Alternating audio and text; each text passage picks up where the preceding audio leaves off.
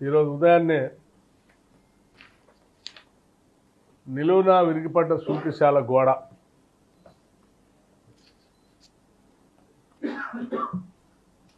ఓ పత్రికలో హైదరాబాద్ నగరానికి మంచినీళ్ళు తీసుకుని రావటం కోసం కృష్ణానది డెడ్ స్టోరేజ్ నుంచి కూడా నీళ్లు తెచ్చుకోవడానికి అవకాశం ఉండేటట్టుగా నాగార్జున సాగర్ దగ్గర నుంచి మొదలుపెట్టినటువంటి ఈ ప్రాజెక్టుకు సంబంధించి కడుతున్నటువంటి ఈ ప్రాజెక్టులో నిలువున విరిగిపడ్డ సుంకిశాల కూడా దీనికి సంబంధించి చాలా ప్రమాదం జరిగేటట్టుగా ఈ ప్రభుత్వం కట్టిస్తూ ఉందని అర్థం వచ్చేటట్టుగా వారు చాలా స్పష్టంగా ఒక కథని అల్లి వండి వార్చారు దీంట్లో.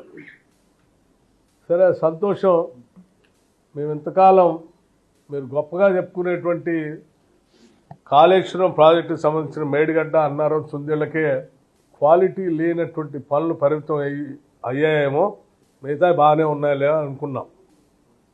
ఈ దెబ్బతో కేవలం మేడిగడ్డ అన్నారం సుందీళ్ళే కాదు, మీరు కృష్ణానదిని కూడా వదిలిపెట్టలేదనేది దీని ద్వారా స్పష్టంగా అర్థమవుతాం. గోదావరిలో కట్టే వాటిని గోదావరి ఒక్కదాన్నే ఖతం చేశారనుకున్నాం. ఇప్పుడు కృష్ణానదిని కూడా వదిలిపెట్టలేదనేది అంటే మీరు ఈ రాష్ట్రంలో దేన్ని వదిలిపెట్టలే. ఈ సుంకిశాల ప్రాజెక్టు జూలై 2021 నాడు ఆనాటి బీఆర్ఎస్ ప్రభుత్వం అలియాస్ మీ హయాంలో 11/6/2021 నాడు అగ్రిమెంట్ చేసి రిజర్వాయర్ సైడ్ వాల్ని జూలై 2023 టన్నెల్ సైడ్ వరకు పూర్తి చేశారు. అంటే వాళ్ళ కూలింది వారు కట్టించినటువంటి వాలే. సాగర్లో నీళ్ళు వచ్చాయట, నీళ్ళు వచ్చి కూలింది. సాగర్లో నీళ్ళు రాకపోతే ఏమొస్తుందండి? సాగర్ కట్టిందే నీళ్ల కోసం. ఆ నీళ్లలోంచే కదా పంప్ హౌస్ కట్టి నీళ్లు తెచ్చుకుందామని, డ్రింకింగ్ వాటర్ తెచ్చుకుందామని.